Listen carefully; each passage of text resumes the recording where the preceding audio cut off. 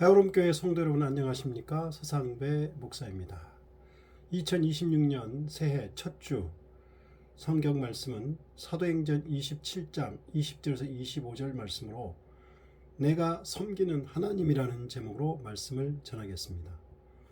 바울은 수백 명의 생명이 중요하니 더 이상 항해를 하지 말자고 했지만 수백 명의 생명보다 배와 화물을 더 중요하게 여겨 항해를 더 하다가 배는 유라굴로 광풍을 만나 표류하게 되었습니다. 배를 살리기 위해 수화물도 버리고 배의 기구들도 버렸지만 상황은 나아지지 않았습니다. 항해를 멈추자고 한 바울의 권고를 무시한 혹독한 대가를 배 안의 모든 사람들이 치르고 있습니다.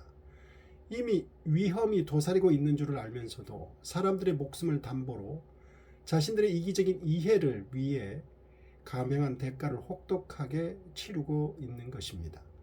선장과 선주 이하 선원들은 전문가로서 자기들이 할 수 있는 모든 것을 다 했지만 어떻게 할 수 없는 악천후 속에서는 절망뿐이었습니다. 스스로 절망을 느끼고 포기한 상황이 된 것입니다. 바로 이때 바울이 다시 앞장섭니다. 모든 사람들이 절망하여 포기한 상태에서 바울은 다시 앞장선 것입니다. 하나님께서 바울로 하여금 절망 가운데 있는 사람들 앞에 나서게 한 것입니다. 바울은 그들에게 이제 모두 안심하라고 권했습니다. 배에 탄 사람 중에 죽는 사람은 아무도 없을 것이고 오직 배만 잃게 될 것이기 때문이라고 합니다.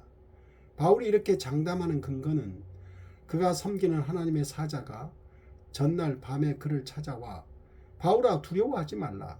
내가 가이사 앞에 서야 하겠고 또 하나님께서 너와 함께 항해하는 자를 다 내게 주셨다고 하신 말씀 때문이라는 것입니다. 우리는 이 부분에서 많은 것을 알아야 합니다. 그것은 다음과 같은 것들입니다. 첫 번째, 하나님의 말씀을 모순되게 들을 가능성이 우리에게 있는데 우리는 믿음으로 알아들어야 한다는 것입니다. 먼저 바울의 말입니다. 이제는 안심하라. 너희 중 아무도 생명에는 아무런 손상이 없겠고 오직 배뿐이리라. 바울은 먼저 절망 중에 있는 모든 것을 포기하고 불안해하는 사람들에게 이제는 안심하라고 했습니다. 모든 사람들이 절망 중에 있을 때 바울은 희망을 말하며 안심하라고 했습니다. 지금 배에 타고 있는 사람들에게 가장 무서운 적은 풍랑이나 허기짐보다 오히려 삶의 희망을 갖지 못하고 절망 가운데 빠져드는 것입니다. 우리는 삶의 고난과 어려움 속에서 또는 실패 속에서 희망을 갖지 못하고 절망 속에서 헤어나지 못할 때가 있습니다. 그때 우리에게 말씀으로 다가오시는 하나님의 음성을 들을 기회가 있습니다. 하나님의 말씀을 듣고 믿는 믿음이 있어야 합니다. 왜냐하면 바울이 한 말은 모순되게 들을 가능성이 많기 때문입니다. 너희 중 아무도 생명에는 아무런 손상이 없겠고 오직 배뿐이리라. 대개 태풍 가운데서 배가 파손하면 누군가는 죽을 수밖에 없습니다. 그런데 배가 파손될 것이지만 아무도 생명에는 아무런 손상이 없을 것이라는 말을 믿기는 어렵습니다. 배가 파손되지 않는다고 하면 말이 되는 것 같은데 바울의 말은 믿기가 어려운 내용입니다. 우리의 생각으로 믿기가 힘들고 모순되는 것 같은 것이지 하나님의 능력으로는 충분히 가능한 일입니다. 하나님의 말씀은 이렇듯 때때로 인간의 한계를 뛰어넘는 내용을 언급하실 때가 있습니다. 그럴 때 우리의 믿음이 절실히 요구됩니다. 우리 스스로 뛰어넘을 수 없는 삶의 고난이나 환난, 문제가 계속될 때 하나님의 말씀을 그대로 믿을 수 있는 믿음이 우리에게 있기를 바랍니다. 두 번째는 하나님을 경험하는 시간이 되어야 한다는 것입니다. 하나님께서 이왕에 구해 주시려면 배도 파손되지 않고 구해 주시지 왜 배는 파손하고 사람들은 모두 구해 주신다는 것일까요? 바울은 자신의 경험과 바탕으로 미양을 떠나면 화물과 배에 큰 타격과 많은 손해를 입을 것이고 심지어 생명을 잃을 수도 있다고 경고했습니다. 배는 반드시 미양에서 멈추고 겨울을 나야 했습니다. 왜냐하면 조금만 더 가다가는 유라굴로 강풍을 만나는 것은 거의 정해진 순서였기 때문입니다. 그리고 그것을 선장과 선주 바울 등 대부분 알고 있었습니다. 이에 바울은 당연한 사실이기에 강력하게 권고를 했지만 그들은 듣지 않고 강행했습니다.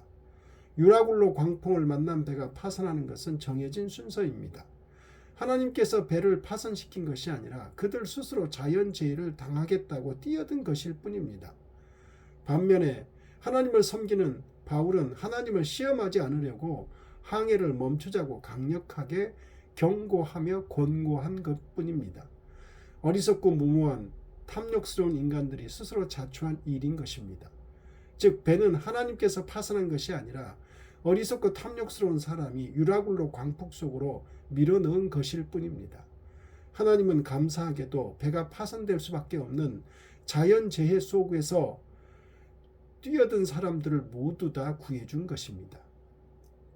그리고 사람이 결코 감당할 수 없는 자연재해 속에서 모든 사람이 살아난 것은 우연한 사건이라고 할 수 없습니다.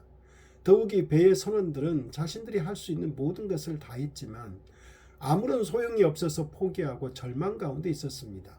사람이 한 일이 아니라는 것입니다. 바울은 이 충격적인 사건의 해설자처럼 상세하게 하나님이 하실 일련의 과정들을 하나님을 믿지 못하는 그들에게 설명해 주고 있습니다. 그러므로 그들에게 안심하라고 하면서 자신은 말씀하신 그대로 될 것이라고 하나님을 믿는다고 했습니다. 그리고 바울이 말한 대로 그대로 되었습니다. 배에 탄 사람들이 하나님을 믿는 자들이 아니었지만 자신들의 어리석은 결정으로 인해 만나게 된 유라굴로 광풍을 통해 하나님을 경험하는 시간이 된 것입니다. 사람은 어리석고 이기적이고 탐욕스러워서 스스로 문제를 일으키기도 하고 재난이나 고난, 환난을 만나기도 합니다. 그런데 그 과정 속에서 하나님을 만나는 계기가 되기도 합니다. 그렇다면 그 문제나 환난, 고난은 축복의 통로가 되는 것입니다. 예를 들면 바울은 그리스도인들을 핍박하려고 다메섹까지 원정을 가다가 부활하신 예수님을 만나 3일 동안 시력을 잃었습니다. 그런데 그 사건이 바울의 삶을 완전히 바꾸어 놓았습니다. 만약 바울의 인생에서 그 사건이 없었다면 오늘날 우리는 바울을 알지도 못했을 뿐만 아니라 신약 성경의 절반이 없었을 것입니다. 세계 역사와 기독교회사가 완전히 달라졌을 것입니다. 성도 여러분, 사람들은 대부분 인생을 성공하거나 무탈하게 사는 것이 축복이고 행복이라고 여기며 그렇게 살기를 바랍니다.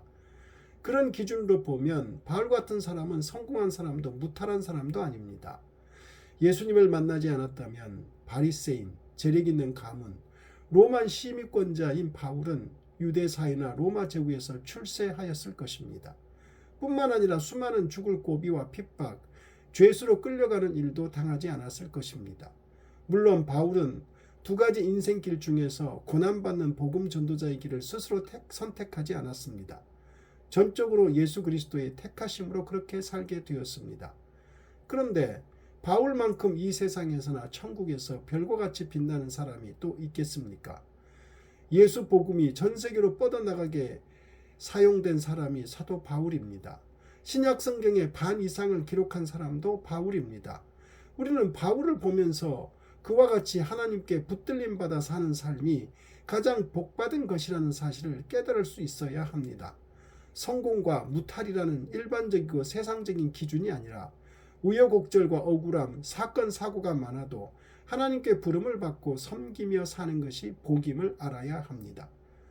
세 번째 알아야 할 것은 하나님의 사자가 어젯밤에 내 곁에 서서 말했다는 사실입니다. 바울은 자신이 기적을 일으켜 사람들을 죽지 않게 할 수 있는 것이 아니라 자신은 전달자인 종이고 하나님이 그들을 죽지 않게 하실 것이라고 말합니다. 바울은 그들이 아무도 죽지 않고 배만 파손될 것을 어떻게 안다고 했습니까? 자기가 속한 바 곧 그가 섬기는 하나님의 사자가 전날 밤에 그를 찾아와 그렇게 말씀했기 때문이라고 합니다. 곧 바로 자신이 기적을 일으키는 신적인 존재가 될 수 있는 상황이지만 바울은 얼버무리지도 않고 명확하게 하나님의 사자가 찾아온 것과 하나님이 그들을 모두 살려주실 것을 명확하게 말했습니다. 하나님의 사자가 찾아온 것과 하나님을 명확하게 언급한 목적은 그들에게 복음을 전하는 것입니다. 죽음의 위기 앞에서 그들을 살려주시는 분이 자신이 아니라 하나님임을 명확하게 밝혀서 그들로 하여금 하나님을 영접하게 하려는 목적입니다. 자신이 영웅이나 신적인 존재가 될 수 있는 상황에서도 분명하게 사람을 살리는 분이 하나님이심을 드러내고 복음을 전하려는 바울의 모습이 우리에게 본이 되고 있습니다. 바울이 이렇게 말하고 행동하는 이유는 그의 말에서 잘 드러납니다. 바울은 내가 속한 바, 곧 내가 섬기는 하나님이라고 말하므로 자신과 하나님의 관계를 명확하게 하며 강조합니다. 내가 속한 바라는 의미는 자신이 하나님의 소유라는 뜻으로 하나님이 주인이시고 하나님의 지배를 받고 있다는 뜻입니다. 그리고 자신은 하나님을 섬기는 종이라고 말합니다. 이 말의 의미 역시 자신은 고용된 하인으로서 하나님께 봉사하고 예배하고 있다는 말입니다. 우리는 바울처럼 하나님의 종으로 부름을 받아서 하나님께 속하여 하나님께 봉사하고 예배하는 사람임을 분명히 알고 행동해야 합니다. 내가 속한 바, 곧 내가 섬기는 하나님이라는 바울의 말이 우리의 말이 되어야 합니다. 우리 삶에 어떤 일이 일어나느냐, 일어나지 않느냐보다 우리와 하나님과의 올바른 관계가 본질적이고 중요합니다. 하나님과의 올바른 관계를 더욱 명확하게 하고 잘 섬기는 올 한 해가 되기를 바랍니다. 하나님과의 올바른 관계가 된다면 하나님께서 때를 따라 놀랍게 도와주실 것입니다. 기도하겠습니다. 하나님 아버지, 하나님과의 올바른 관계가 올 한 해 동안 지속되기를 원합니다. 우리는 하나님께 속하였고 하나님께 종입니다. 하나님을 잘 섬기는 종들로 살게 하여 주옵소서. 예수님 이름으로 기도드립니다. 아멘.